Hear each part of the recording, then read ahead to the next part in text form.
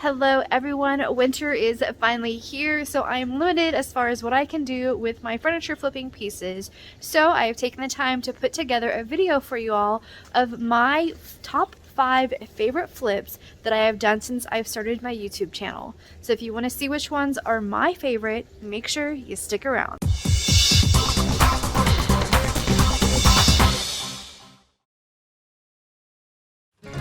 First up in my top 5 favorite flips on YouTube is this trashy set of nightstands I found off Facebook Marketplace. You can see they've had a lot of wear and tear over the years. Someone's built some kind of waxy, oily thing down the front, but I'm going to give it a whole new look. One of the first steps in flipping furniture is to give the piece a thorough cleaning and then come back with some clean water to rinse. For the handles, I have a different idea in mind, so I want to fill in these old holes, and I just measure and cut some scrap wood that I had lying around in my workshop. Use some wood glue to glue that scrap wood into place, and then I came back later with some Bondo, mixed it together, and wood filled that handle hole the rest of the way. Bondo is kind of a pricey wood filler, so that is why I opted to fill the hole with some scrap wood in my workshop first, and then the rest of the way with the Bondo. It is a 2-part epoxy that dries super hard and is great for making structural repairs. The nightstand set originally sat on the floor, and I decided that to elevate these, I want to lift them off the ground with some classy legs. So I used some scrap wood again in my workshop and came up with a plan to add new legs to the bottom of these. Adding new feet or legs to a piece is a great way to modernize an old set or completely change the look. Most leg sets that you buy on Amazon come with these mounting plate kits that make new legs super simple. Next is primer. This is Rust-Oleum primer in gray. This is an oil-based primer. I did 2 coats of this, allowing it to dry in between each coat. One of the nightstands originally had some pretty bad wax or oil spill going down the front, so I chose to do an oil-based primer for that extra protection. Next is paint. This is Melange paint in a beautiful robin egg baby blue color. I found a high-end set of nightstands online that I really like, so I am duplicating that look using what paint I can find that is close to the colors. I do 2 coats of the light blue and then come in with a light gray and use a dry brush method to add some streaks and detail to the surface of this piece. To make the streaks turn out looking correct, I found it easiest to make sure to go in very slow streaks to make sure that you get very straight lines. And apparently the only way to achieve that is by leaving your mouth hanging open.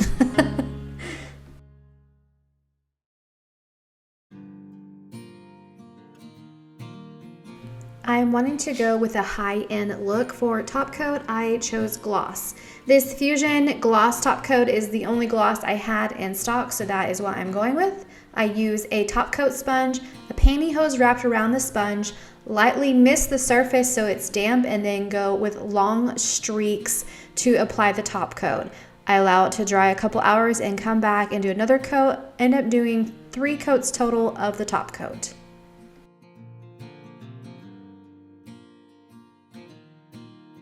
Following the inspiration photo I found online, I bought some glass-like handles and legs off Amazon, put those back on the piece, and then this piece is done.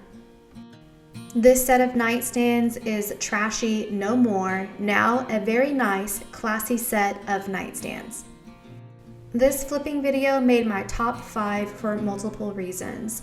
It was fun. I got to try new painting techniques I had never tried before. I absolutely love the glass-looking handles and legs, so elegant. Plus, the dramatic results from beginning to end is so shocking, and that is why this made my top 5. Next up in my list is this awesome buffet.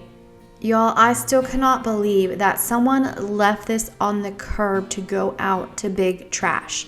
Just abandon it. This is a beautiful piece of furniture with lots and lots of cobwebs and dirt and grime and spills. It definitely needs some TLC, but definitely not worthy of the trash yet. This still has a lot of good life left in it. Luckily, this piece found its way to me, so I can take it and give it a second life.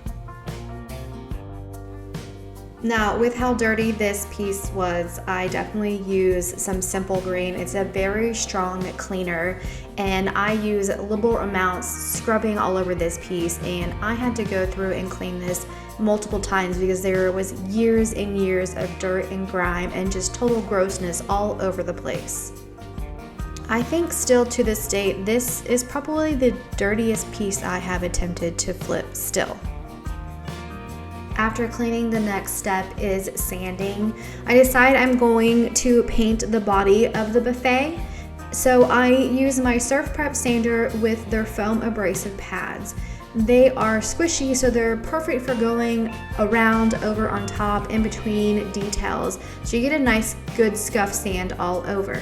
Surf Prep also has some sanding screens to help remove this top, so I decided I want to do a stain, so I go back with 120 and then 220 sanding screen to remove that finish off the top. The original finish and stain was failing and flaking, so I want to bring it back to its original beauty, or as much as possible. I go with a dark walnut stain and I apply it in a circular motion and then go back with long swipes. Let it set for a few minutes and then come back with a shop cloth and wipe the excess stain. The stain that I used is oil-based, so I use an oil-based protectant on the top. This is polyurethane, and I do a couple coats and allow that to dry in between each coat. I try to use the same base products together, so if I use an oil-based stain, I try to use an oil-based top coat as well. For the body of the buffet, I decide a piece this beautiful needs a custom color, so I mix together a blue and a very, very dark, almost black gray, and I created this beautiful navy color. I do a couple coats of the paint, allowing it to dry in between each coat. Now, it looks decent, the wood does, but when you look up close, I promise there was way more damage on this piece than what is actually showing up in the camera. I thought about whether I should paint the legs or not for a really long time or just leave them, but in the end I decided to go ahead and paint the entire buffet besides the top, so I do go ahead and paint those legs as well. And then I wondered if I had made a mistake until I got to the next step, which is distressing. I don't distress pieces very often, but I did grab some 120 or 180 grit sandpaper here, and I distressed all the details on this piece, and it really just made it come back to life in my opinion. Distressing is a good way to hide some damage on pieces or scratches, but it's also a great way to highlight all the details. This is a chalk paint, and chalk paint needs to be sealed, so I am using Johnson's paste wax with an old t-shirt, and I apply a couple coats of the wax, let it set for 15 minutes, and then you come back with a lint-free cloth and buff the piece. You can see how adding wax to chalk paint just completely changes the color and really brings it to life. Gilding wax is the easiest thing I have found to fill a stencil without having any bleed through. I decided to add a little bit of gold detail to the sides of the drawer. That way when someone pulls out one of the drawers in the buffet, there's this nice beautiful pattern on the sides. And that completes this piece. This is the before, that beat up old piece of furniture that someone left for trash. And then this is what it looks like now. This piece now has years and years of use and life left in it. It actually sold to a friend who has a wedding venue, and so now this piece that was left for the trash is going to be a part of the very special day for a lot of couples. This piece made my top 5 for multiple reasons, but one of the biggest reasons is I went back and forth on the legs, whether I should paint them or leave them, and it taught me to go with my gut instinct because in the end, I think I did what was right. Also, the transformation from the way that it looked in the very beginning to the gorgeous piece that it turned out being is just so shocking and so impressive. I absolutely love this piece. Next up is an old piece of my own furniture. This is a piece I've used as a TV stand and dresser, and it's got definitely wear and tears from multiple moves, and I was able to find a matching nightstand for free online, so I went ahead and picked it up and decided it was finally time to flip this set and make it look different. I start this set like I do all of my flips by giving the piece a thorough cleaning and then coming back with some water to give it a nice rinse. This top 5 list is shortened versions of my videos, so if you want to see the full tutorials, I will have the link in the descriptions. After all that cleaning, it is sanding time. I decide to go ahead and remove the previous finish on the top completely and then scuff sand the body of the nightstand and the dresser. This set is already a two-tone look and I like that, but I want to change up what the two-tone is. So I tape off the body of the nightstand and dresser and decide on the very top only, I'm going to do a beige wash. Beige wash is watered down beige paint. You apply it on working in sections and then come back with a cloth to wipe up any excess stain. This is a great way to change the color of wood without using stain. The color of wood gets changed, but you can still see the wood grain pattern. I end up deciding to do a couple coats of that beige wash to get the exact color that I am going for. Then I protect the beige wash that I just did. I use my sponge wrapped in a pantyhose and use some water-based polyurethane and do a couple coats of the top coat. The body of the nightstand and dresser, I am going with a different look, and I am using Zinsser's Bullseye 123 primer. This is a water-based primer. The body is currently black and I want to go with a light color of paint, so I'm using a white primer. Primer helps add adhesion, and also in cases like this when I'm going from one drastic color to another, I will use less of my paint if I prime first. I apply 2 coats of primer, allowing proper drying time in between each coat. I ordered a set of napkins off Amazon that I really like, that I would like to add as decoupage to the sides of the drawers. So I mixed together with the paints that I had in my workshop and came up with this custom sea green, it's like a sea glass green color. And I use my 3M Acne spray gun to spray a couple coats of the paint, allowing it to dry in between each coat. Spraying this piece and giving it a whole new color was so therapeutic for me. I had this dresser when I was in a bad relationship with a toxic ex, and we actually had a fight over this dresser, which, you know, the silly things that couples fight over. So it just felt awesome to like give this piece a whole different look. After paint is top coat, I'm using that same water-based polyurethane that I used on the top, and I'm spraying all over to give extra protection on the top and then also protect the body of the nightstand and the dresser. When all said and done, the tops ended up having 5 coats of poly and the body had 3 coats of the poly. I kept the original hardware to the set, but I wanted a nice soft gold, so I sprayed a couple coats of spray paint on both sides of the handles. Okay, for the drawers, I painted the sides and the insides of the drawers white and protected those with some poly. I covered the body or the bottom of the drawers with this awesome white and gold geometric pattern. This is peel and stick wallpaper I found on Amazon. Peel and stick wallpaper is a fun and usually pretty cheap way to cover up or hide old stains that are in the bottom of drawers. All right, now let's add the decoupage to the side of the drawers. The napkin is in 4 pieces. I sectioned it out and then cut around 1 piece and pulled the 2 plies off the back, so I have it down to just the pattern that I want and 1 ply of the napkin.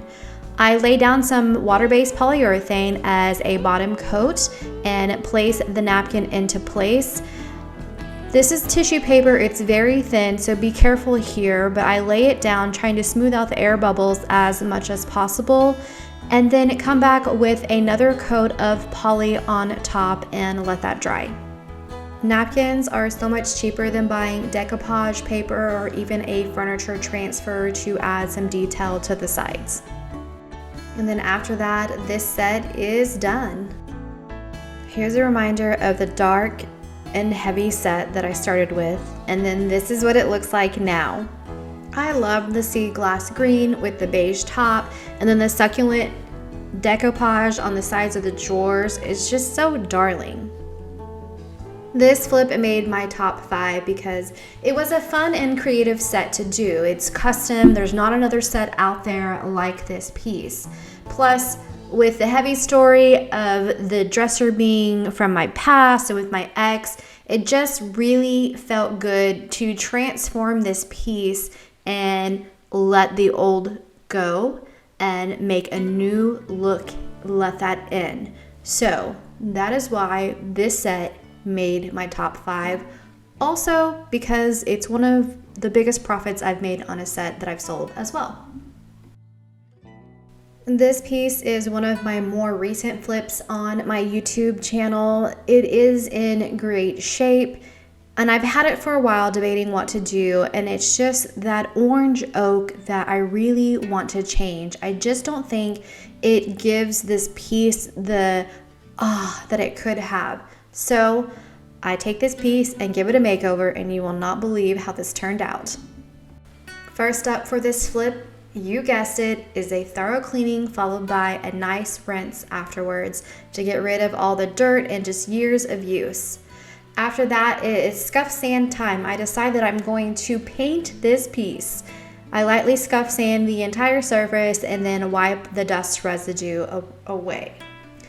Now for color choice, I decide to use a light gray primer, and I spray a couple coats of primer. I like the extra adhesion that primer offers you, plus you can see where I sanded through the old finish and down to the veneer in a couple spots, so primer will help seal that in and make a smooth surface when I do paint. This is a Norwegian blue. This is a bare paint color that I had put in the Glide paint from Home Depot. I spray a couple coats of this beautiful gray blue color on the entire piece. I know this is called Norwegian blue, but in my mind it just screamed out French provincial blue to me, so that is why I went with the color. After the paint was dry, I do go ahead and apply a coat of polyurethane. This is water-based poly. I'm adding a layer of this for protection from my paint and then the poly, and then this next step is powder glaze. I spray the black powder glaze over the entire surface. I do 2 coats, allowing the powder glaze to dry in between each coat. The idea behind powder glaze is to accentuate and highlight the detail of pieces. So just like black wax or a glaze would, we're using a water-based powder glaze instead. Sprayable powder glaze was created for Ethan Allen, so we're going professional level here with this look. Now I only want the powder glaze to stay in the details, so I'm using this Marilon scrub pad to remove back the powder glaze. Use even pressures in your finger and you're gonna knock back or rub that powder glaze off, but leave it in the creases and details.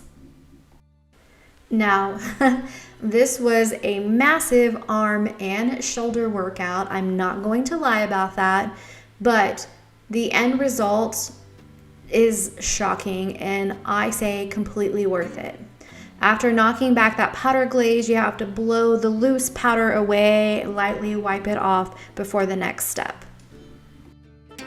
Now, powder glaze is just that. It is powder that is stuck in the details, but it needs to be protected. You can't leave it like that. So I come back with that polyurethane and I spray 2 more coats of that. When you add this, you can really see how it darkens and brings that powder glaze out.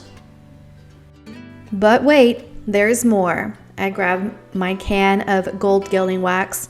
I say my can, let's be honest, one of my cans, because I have multiple cans of this in my workshop.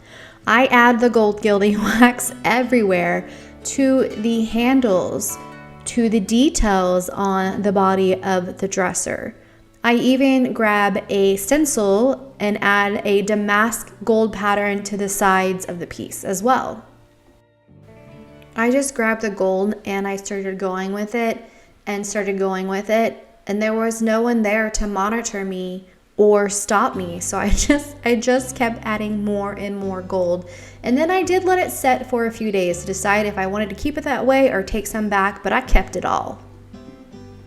And then after that, this piece is done. So here's a reminder of this absolutely gorgeous, but just very, very orange piece of furniture that I started with. And then this is what it looks like now. I absolutely love the way this piece turned out, and it made my top 5 list because let's just admit, I think I can say this about my own work, it is absolutely gorgeous, and I think the prettiest piece that I have ever done. It is a high-end, expensive look, and it is the most profit I have made on a piece so far. All right, here we are to my number 1 favorite flip. This is an old buffet that I found on Facebook Marketplace, and it has seen some life. It's pretty freaking rough right now, but it won't look like that in the end. Typically, I start my pieces with a cleaning, but this has so much chipping off veneer that I start with that. I put some damp towels on to let it soak the veneer and make it wet to make it easier to pry off. And I peeled off veneer everywhere. This went flying everywhere. I even made myself bleed, but it was just nice to see that old, gross, disgusting veneer go away. There was a little bit of glue left behind underneath the veneer, so I came in with a sander, sanded that smooth, and then scuff sand the entire body of this buffet. And it's already starting to look so much better, just ripping off some chipped, failing veneer and a nice scuff sand. After sanding, I have some damages that I need to address. One of the bottom pieces of the cabinet was completely waved from water damage, I'm guessing. So I grabbed some plywood and had my husband cut a piece down to size to fit in there and then just nailed it back into place. Now this is an older video, so I will say that my husband cut that piece because I was scared to use the jigsaw, but I do use the jigsaw myself now. And I wish that was all the repairs this piece had, but not even close. A piece of the siding here was coming away from the body of the buffet, so I put some wood glue down in the crack, and I was using my clamps on all the drawers and just trying to repair all this damage, so I had to make do with what I had in stock, and I used some clips out of my office to hold this into place while it dried. All right, and then the big structural repair is the split crack of the leg. I used Quickwood to repair this. At the time, I didn't have the tools that I do now. So going back, if I would have had the tools that I have now, I probably would have removed that leg and cut a new one to size to match the other ones and attach it. But at the time, I didn't have the tools to make that happen. So I used Quickwood. It is a 2-part epoxy that you mix together. On the package, it says that it dries and is durable more than wood. So it is harder than wood. It took me multiple rolls of this, but it works like Play-Doh. You kind of mold it into shape, and then I let it set for a while because that's a lot of Quickwood together. After it was fully set and hardened, you come back with a sander, and then I sanded it down to shape to make it look like that square shaped leg instead of the messy blobbiness that it is right now. After that, the repairs are done. It is time for painting. I am using Wise Owl's 1 Hour Enamel in Jet Black. I absolutely love this paint. I decided to go with this piece a solid black look, so I paint all the surfaces. I do a couple coats of paint. Now this 1 hour enamel is amazing, especially if you have to paint by hand. I have used a couple different brands out there, and as far as self-leveling to where you have minimal brush strokes, in my experience, the 1 hour enamel by Wise Owl and Fusion Mineral Paint are the two best paints on the market for that. And I just love that this has a built-in enamel. I did go ahead and protect it though with this water-based polyurethane because it's a buffet, so it's gonna get a lot of use. I did apply a little bit of the paint into the top coat so I don't have any streaks at all when it dries. I used my pantyhose trick over a damp sponge and applied a couple coats of the poly. Next up is the beautiful detail that I like to add to my pieces. This is a bee trellis pattern stencil that I found on Amazon. I used the gold gilding wax and added a damask pattern on the side, also damask peel and stick wallpaper to cover some nasty stains in the bottom of the drawers. I also put on some new bee handles that I found on Amazon, and then this piece is done. Here is a reminder of the broken up piece I started with and then what it looks like now. This piece is #1 on my top 5 for multiple reasons. I love black and gold. I think it is a classic look that will never go out.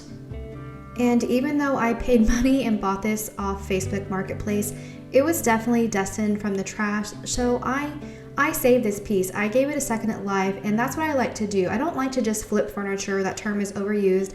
I like to upcycle furniture. I add value to pieces. I hope you guys enjoyed this video. Until next time.